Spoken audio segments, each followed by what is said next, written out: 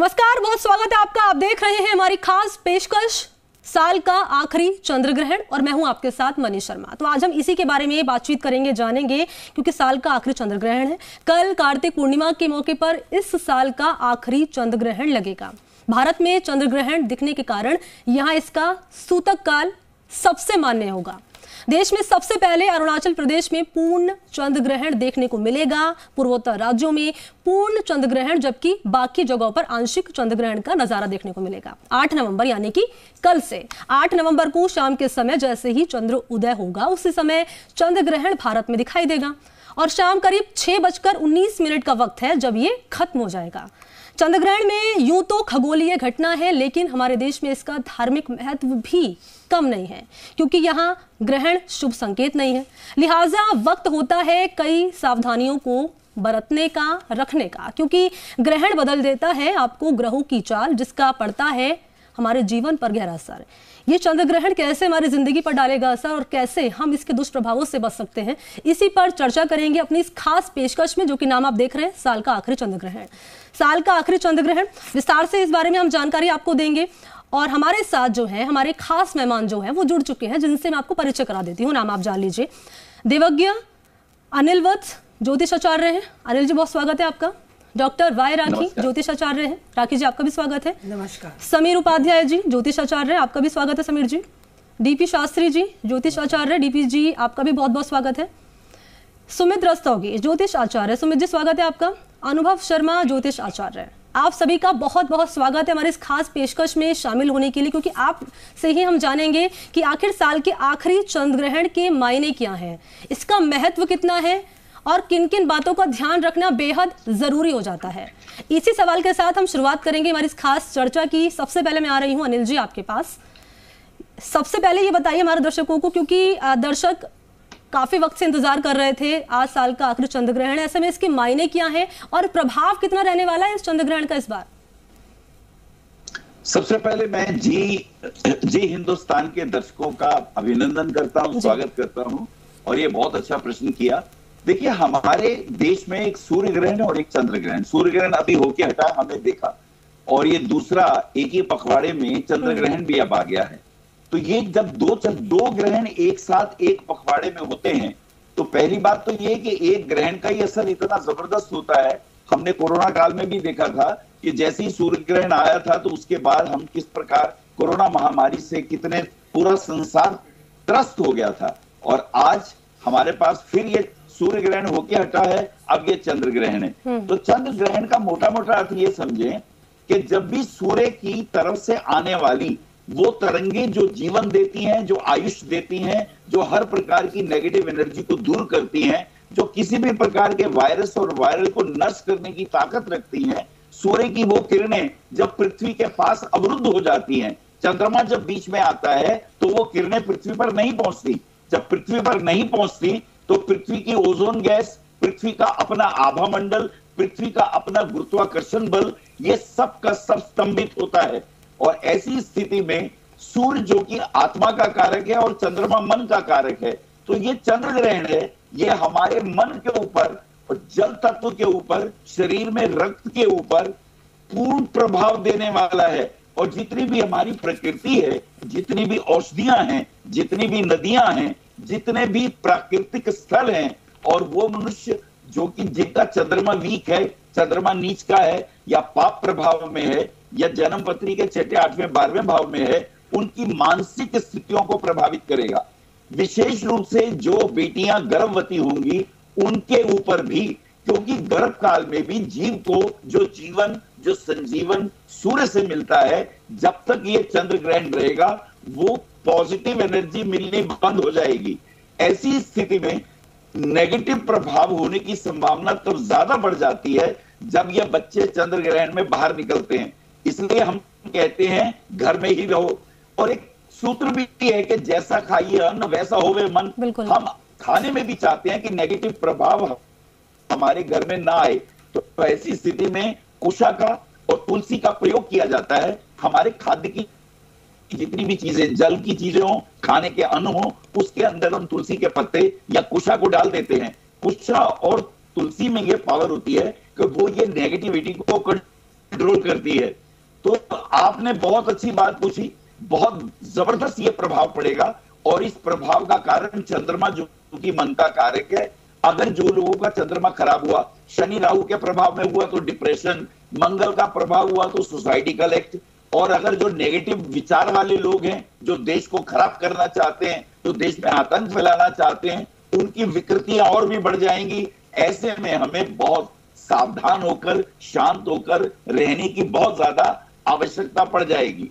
तो संक्षेप में ये चंद्र ग्रहण के प्रभाव रहेंगे, और इनसे बचना कैसे है वो भी मैं आपको बताऊंगा जब आप मुझसे पूछें। बिल्कुल, देखिए बिल्कुल महत्वपूर्ण जानकारी जो है वो अनिल जी ने हमारे दर्शकों के साथ साझा की, क्योंकि अनिल जी जब भी प्रोग्राम शुरू करने वाले थे उससे कुछ देर पहले ही सोशल मीडिया के प्लेटफॉर्म पर तमाम जो दर्शक थे जी राजस्थान के, वो सवाल पूछ रहे थे कि मैडम किन किन बातों का ध्यान रखना चाहिए। तो मेरा जवाब यही था कि 2 बजे की पेशकश होगी तो आप उसके जरिए जान लीजिएगा, और अनिल जी ने बेहद ही बारीकी से तमाम बातों का यहाँ पर जिक्र किया है। और सवाल में आपसे रहेगा कि आखिर समय क्या कुछ रहने वाला है, किन किन बातों का जो है ध्यान यहाँ पर रखने की जरूरत है। लेकिन उससे पहले समीर जी मैं आपके पास आ रही हूँ इसी सवाल के साथ में, क्योंकि देखिए नेगेटिव जो पहलू थे वो तो हमने जान लिए हैं, पॉजिटिव एस्पेक्ट्स कौन कौन से रहने वाले हैं चंद्रग्रहण के हमारी जिंदगी पर? बिल्कुल ठीक बात है। देखिए कोई भी घटना होगी तो उसका कम से कम 2 पहलू तो होगा ही, एक शुभ और दूसरा अशुभ। तो अशुभ प्रभाव तो स्वाभाविक है कि जब 15 दिनों के अंदर में 2 ग्रहण है, अभी 25 अक्टूबर को सूर्य ग्रहण था और अब चंद्र ग्रहण मंगलवार को लगने वाला है, तो ऐसे में इन दोनों का प्रभाव सार्वजनिक रूप से जो चीजें होती है वहां ज्यादा मिलती है। इंडिविजुअल की अगर बात करेंगे तो हर व्यक्ति की कुंडली अलग होती है, दशा, अंतरदशा, प्रत्यांतर दशा, उसकी कुंडली में ग्रहों की स्थिति अलग होती है। जिनकी राशियां मेष होगी, क्योंकि ये ग्रहण जो चंद्र ग्रहण लगने वाला है, भारतीय ज्योतिष में सूर्य और चंद्रमा को बहुत महत्वपूर्ण माना गया है, और ऐसे में चंद्र ग्रहण लग रहा है। तो चंद्र ग्रहण का मतलब कि इस समय वैसे लोग जो मेष राशि के हैं, जिनका नक्षत्र भरनी है, उनको ज्यादा सतर्क होना पड़ता है। राशि से एक राशि आगे तो मतलब कि वृषभ राशि के लोग, और एक राशि पीछे मीन राशि के लोगों को भी सतर्क होना होगा, और जो कन्या राशि के उनके अष्टम में होगा तो उनको सतर्क होना होता है। अदरवाइज इसका सबसे बड़ा इम्पैक्ट क्या होता है चंद्रग्रहण का, क्योंकि ये मन से जुड़ा हुआ है तो मानसिक जैसे उद्विग्नता बढ़ाता है, मानसिक अशांति बहुत ज्यादा देता है ये। और इसका जो एक बड़ा काम जो होगा, ये सार्वजनिक रूप से ज्यादा महत्व इसका होता है। तो सार्वजनिक क्या है, किसी एक राजनेता ने कोई ऐसे बयान दे दी जिससे पूरा बेवेला उखड़ गया। हाँ, जनता और राजा के बीच जो है आपसी तालमेल बिगड़ता है, 2 राजनीतिक पार्टियों के बीच वैमनस्यता बढ़ती है, जातिवाद, धर्मवाद को बढ़ावा मिलता है इससे। इसके आगे आने पे इसके पॉजिटिव साइड को अगर देखें, जैसा कि आपने पूछा पॉजिटिव क्या हो सकता है, क्योंकि ज्यादातर नेगेटिव इम्पैक्ट सार्वजनिक महत्व के होता है, लेकिन ऐसे समय में देखने में आया है, जो पुरानी परिपाटी रही है, कि जो लोग वीरता से जुड़े हुए हैं, वैसे लोग जो अनुसंधान कार्य से जुड़े हुए हैं, वैसे लोग जो कल कारखानाओं में काम करते हैं, वैसे लोग जो खेल से जुड़े हुए हैं, वहां पे नए कीर्तिमान बनते हैं, नए अनुसंधान होता है, और मानव के लिए कुछ नई जैसे खोज कहें, जैसे मानव जीवन थोड़ा सहूलियत हो, अभियांत्रिकी के क्षेत्र में, आप कह सकते हैं अंतरिक्ष के क्षेत्र में बहुत सारे ऐसे अनुसंधान सामने निकल कर आ गए हैं।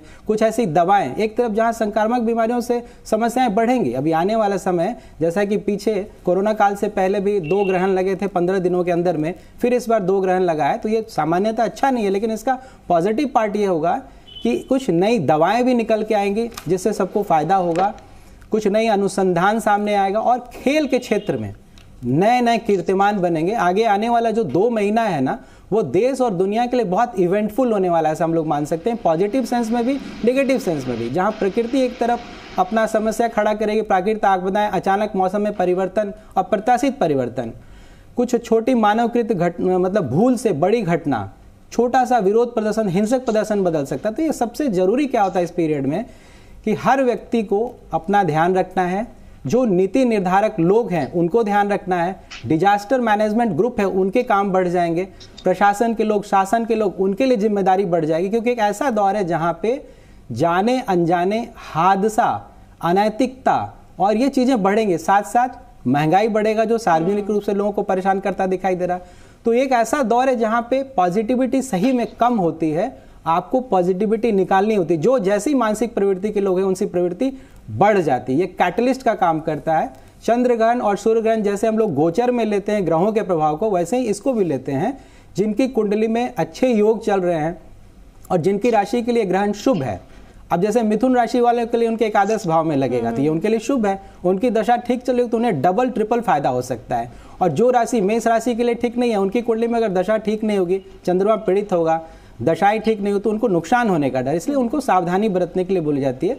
इसमें घबराने की जरूरत नहीं है, ये नॉर्मल एक एस्ट्रोलॉजिकल भी और एक एस्ट्रोनॉमिकल दोनों फेनोमेना है, दोनों तरह की घटना है, लेकिन सावधानी बरतने की जरूरत होती है। आने वाले जो 2 महीने हैं देश दुनिया हर जगह, खास करके जहां पे ये ग्रहण देखा जाता है, तो ये ग्रहण जो देखा जा रहा है ऑस्ट्रेलिया में, यूरोप में, अमेरिका में, बड़े क्षेत्र में, एशिया के सभी देशों में लगभग देखा जा रहा है, इंक्लूडिंग इंडिया, भारत में भी देखा जा रहा है। तो हम लोग मानते हैं कि ऐसे समय पे आपको सचेत ज़्यादा होना है, एक दूसरे को अवेयर ज़्यादा करना होता है, उससे ज़्यादा फायदा मिलेगा, क्योंकि घटनाएं तो घटित होंगी, यह सत्य है। जी बिल्कुल।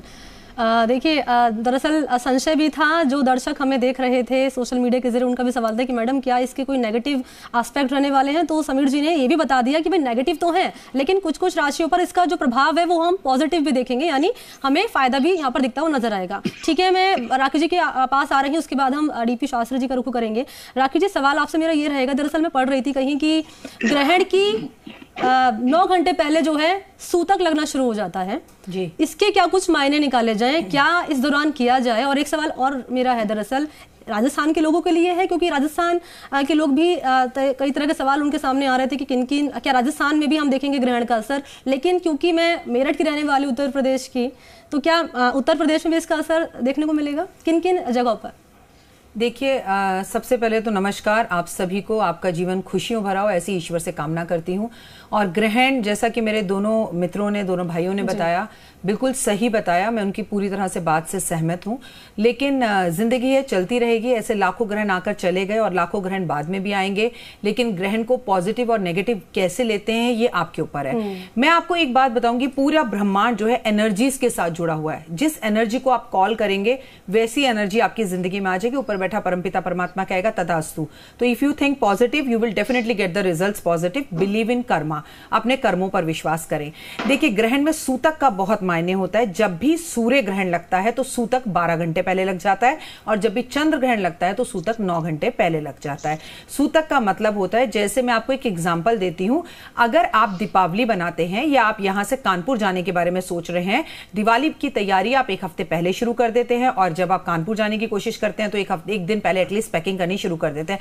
एग्जैक्टली ग्रहण लगने से कुछ घंटे पहले जब उसका असर आपकी और मेरी जिंदगी पर होने लगे और उसकी शुरुआत हो जाए, जिसे कहते हैं काम डाउन, आपकी लैंग्वेज में बताऊं, आज के यूथ की लैंग्वेज में बताऊं तो काम डाउन स्टार्ट, तो वो होता है सूतक। मैं आपको एक बात बता दूं, दूसरा क्वेश्चन आपका ये था कि क्या इसका असर मेरठ में होगा, क्या इसका असर राजस्थान में होगा। ये मेरठ और राजस्थान में भले ही दिखाई ना दे, पर इसका असर पूरे विश्व में होगा, ना केवल उन जगहों पर जहां ये ग्रहण दिख रहा है। बस हाँ, जहां ये दिख रहा है वहां ज्यादा होगा, और जहां ये नहीं दिख रहा वहां पर भी इसका असर होगा। हम में से लाखों लोग ऐसे हैं जिन्होंने श्री अमिताभ बच्चन जी को नहीं देखा, लेकिन वो हमारी लाइफ में एक्सेस तो करते हैं, उनकी पिक्चरें तो हम देखने जाते हैं, लेकिन प्रत्यक्ष रूप से हमने उन्हें नहीं देखा। हमने भी ग्रहण को कभी आंखों से नहीं देखा, लेकिन उसी तरह से उसका असर आपके और मेरे जीवन पर जरूर होता है। पॉजिटिव भी होता है, नेगेटिव भी होता है। लेकिन यहां मैं आपको एक बात जरूर कहना चाहूंगी कि उथल पुथल जिंदगी में रहेगी, और केवल इसलिए नहीं क्योंकि ग्रहण है, क्योंकि बहुत सारे ग्रह अपना राशि परिवर्तन करने जा रहे हैं। हमें यह बात भी ध्यान देनी होगी, मंगल भी वृषभ राशि में लौट कर आ रहे हैं, जो कि अच्छा नहीं है। तो कहीं ना कहीं बहुत सारी चीजें ऐसी हैं जो बहुत जल्दी सारे ग्रहण अतल पतल करेंगे। मंथ ऑफ नवंबर में सारे ग्रह बदलते हुए दिखाई देंगे, सारे नहीं, कम से कम 6 ग्रह अपना स्थान परिवर्तन करेंगे, जिसका असर मेरे और आपके जीवन पे पड़ेगा। और उसमें 15-15 दिन की दूरी में ये ग्रहणों का आ जाना, ये भी हमारे ऊपर असर करता है। लेकिन हमेशा कोविड काल में कोई राजा बन गया और कोई रंक बन गया, किसके लिए कोविड काल बहुत अच्छा था। वैसे ग्रहण किसी को बहुत कुछ देगा और किसी से बहुत कुछ लेगा भी, ये डिपेंड करता है आपके कर्मास पर। ग्रहण होता है एक ऐसा समय जब नदियों में नहाया जाता है। ग्रहण होता है एक ऐसा समय जब आप अपने घर के मंदिरों को बंद कर देते हैं, लेकिन आप जो है व्रत कर सकते हैं। आप जो है व्रत अपने मन के कर सकते हैं। सफेद रंग के कपड़े पहने और आप कोशिश करें कि आप मंत्र जाप करें, आप हवन करें, गंगा स्नान करें, करें, यमुना स्नान करें, पवित्र नदियों में स्नान करें, लेकिन मंदिर के पट को बंद कर कर, मूर्तियों को स्पर्श ना कर कर, इस वक्त नलके में आने वाला पानी भी गंगा तुल्य हो जाता है, यानी पवित्र हो जाता है। तो स्नान से पहले नहाएं, स्नान के बाद नहाएं, नहाने के बाद पूर्णिमा की रात्रि है, घर को शुद्ध करके भगवान को स्नान कराकर गंगा जल छिड़ककर पूजा भी जरूर करें, आकाश दीप का दीप दान जरूर करें। और ग्रहण के समय पर 3 तरह के दान होते हैं, एक ग्रहण से पहले यानी कि सूतक काल में, एक ग्रहण जब चल रहा हो तब, और एक ग्रहण होने के बाद। तो ये तीनों दान आप ना भी कर सकें तो अगले दिन सुबह ग्रहण के बाद का दान जरूर करें, और किसी सफाई कर्मचारी को करें कुछ पैसे रखकर, तो इस ग्रहण के नेगेटिव इफेक्ट बच जाएंगे। एक और बात, जिए तो अपने लिए क्या जिए, जीना वो जीना जो औरों के लिए जिए। हम सब अपने लिए, अपने परिवार के लिए करते हैं। आपसे मेरा निवेदन है, 1 कटोरी चावल, 1 कटोरी चीनी, 1 कटोरी जो है आटा, आप अपने देश के लिए, अपने जिस राज्य में आप रहते हैं, मेरठ या राजस्थान, उसके लिए, कि भगवान सब शांति करना, ये किसी भी धार्मिक स्थान पर देकर आए, किसी जरूरतमंद व्यक्ति को देकर आए, गौ माता को रोटी जरूर खिलाएं। उस टाइम पर जब ग्रहण चल रहा हो तो एक नेगेटिव ऑरा आपके आसपास होता है, इसलिए हम खाना खाने के लिए मना करते हैं। तो सबसे पहले 2 तुलसी के पत्ते, अभी आपके पास समय है, थोड़ी देर बाद जो है पूर्णिमा लगने वाली है और पूर्णिमा पर तुलसी नहीं तोड़ते, तो आप 2 तुलसी के पत्ते तोड़कर रख लीजिए, और कल सुबह जब आप सुबह उठे तो सबसे पहले 2 तुलसी के पत्ते खा लीजिएगा।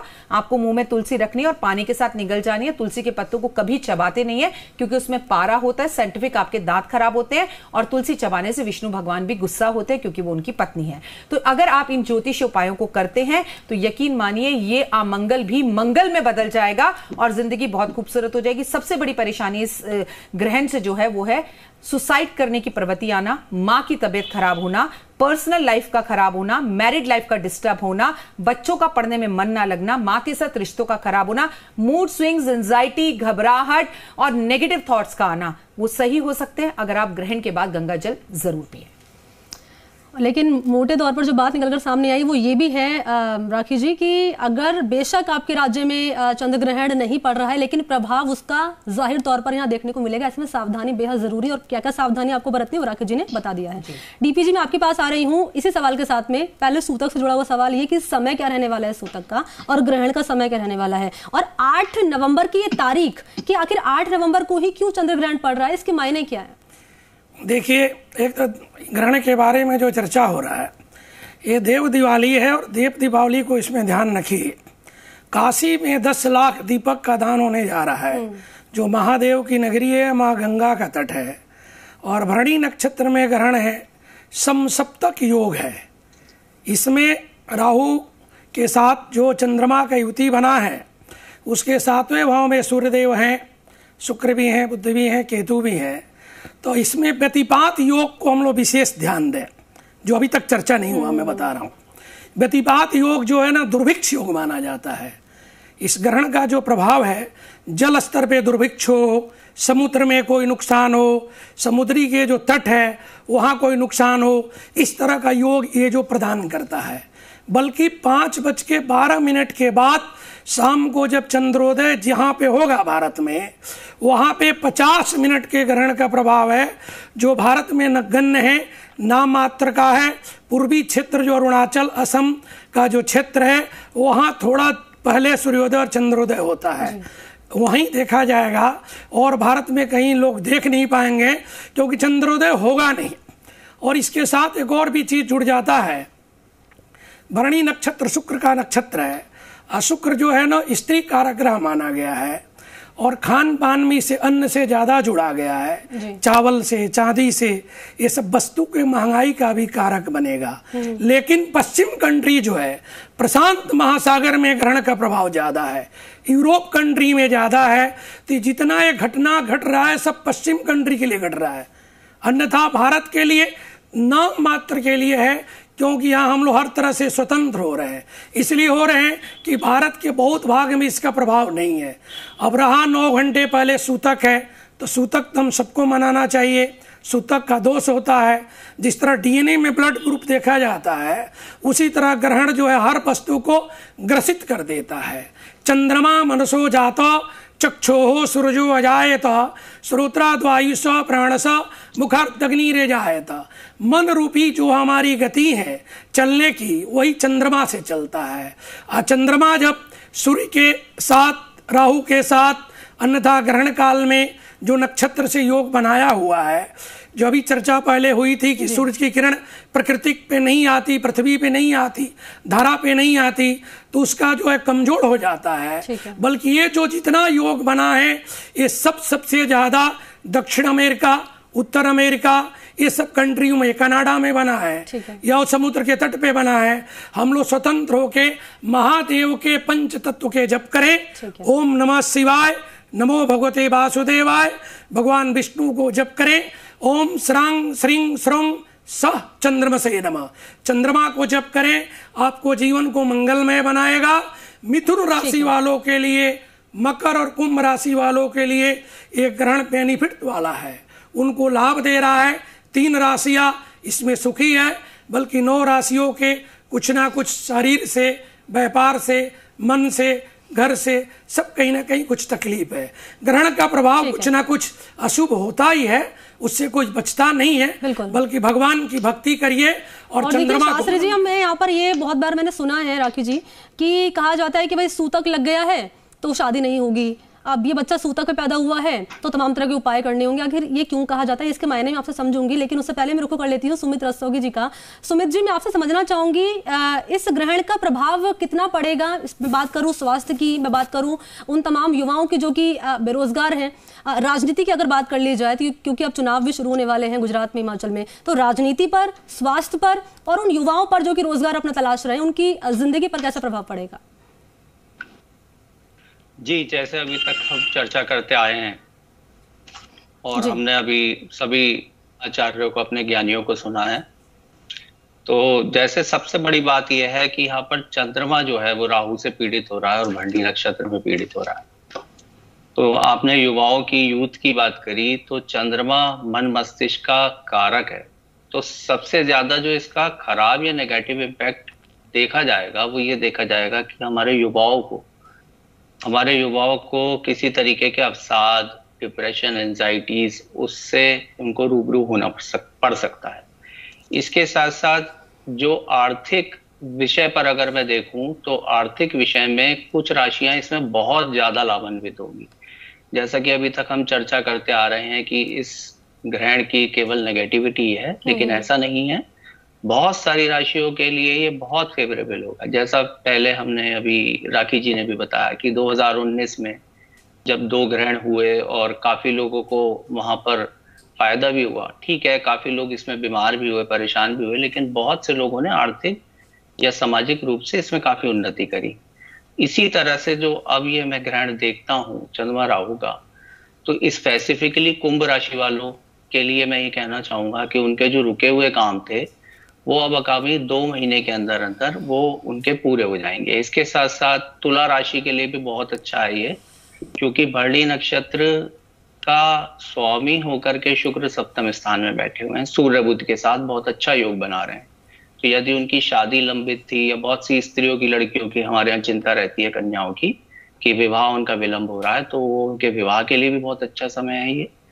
और अगर आप आर्थिक, राजनीतिक रूप से इस पे पूछना चाहते हैं, तो राजनीतिक रूप से चंद्रमा चूंकि जनता का भी कारक है, पॉपुलेशन का, पब्लिक का कारक है, और राहु जो है वो विद्रोहात्मक एक अपना चरित्र दिखाता है। तो यहाँ पर राजनीतिक बहुत बड़े बदलाव मकर संक्रांति 14 जनवरी के बाद देखने को मिलेंगे, और वो केवल भारत में ही नहीं, पूरे विश्व में इसका प्रभाव आपको देखने के लिए मिलेगा। कहीं पर बहुत ज्यादा विद्रोहात्मक स्थितियां भी बन सकती हैं, और ऐसा भी हो सकता है कि सरकारें जो हैं, वो जो अपोजिशन वाली सरकारें हैं, वो काफी हद तक हावी हो जाएं।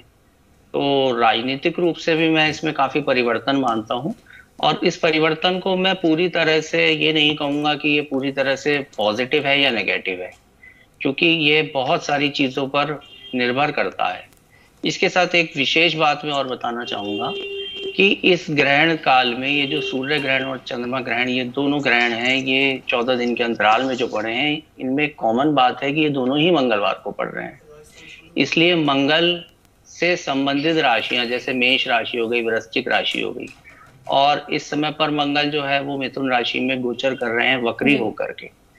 तो स्पेसिफिकली मेष राशि और वृश्चिक राशि और कन्या राशि और आपकी धनु राशि, इन 3-4 राशियों पर बहुत ज्यादा विशेष प्रभाव पड़ने वाला है। उपाय के रूप में मैं इनको यही सलाह दूंगा कि मंगल का जितना ज्यादा हो सके दान करें, हनुमान चालीसा का पाठ करें। मंगल के दान से यहाँ मेरा मतलब है लाल मसूर की दाल, जलेबी, इमरती या छोटी हनुमान चालीसा, सुंदरकांड छोटी छोटी सी वो खरीद लें और किसी भी ग्रहण काल के बाद उसको धर्मस्थल में दान करें। ऐसा करने से उनके लिए काफी अच्छी न्यूज रहेगी यहाँ पर। और एक बात और मैं बताना चाहूंगा कि राहु यहाँ पर कन्या नवमांश में है। कन्या नवमांश में होने के कारण यहाँ पर जितने रोजगार की चीजें हैं, रोजगार के अवसर हैं, वो भी संक्रांत के बाद जनवरी से वो भी काफी अच्छे मिलेंगे हमें। बिल्कुल महत्वपूर्ण जानकारी हमारे जो गेस्ट मौजूद हैं लगातार जो है अपने दर्शकों तक हम साझा कर रहे हैं और आगे भी जानकारी अपने दर्शकों तक हम पहुंचाते रहेंगे क्योंकि गेस्ट हमारे साथ लगातार बने हुए हैं। तो ये खास पेशकश हमारी आगे भी जारी रहेगी और महत्वपूर्ण जो सब्जेक्ट है साल का आखिरी चंद्र ग्रहण, ये जानकारी लगातार जारी और आगे भी हम आप तक पहुंचाते रहेंगे। फिलहाल यहाँ वक्त तो चला एक छोटे से ब्रेक का, कहीं मत जाइएगा, देखते रहिए जी राजस्थान।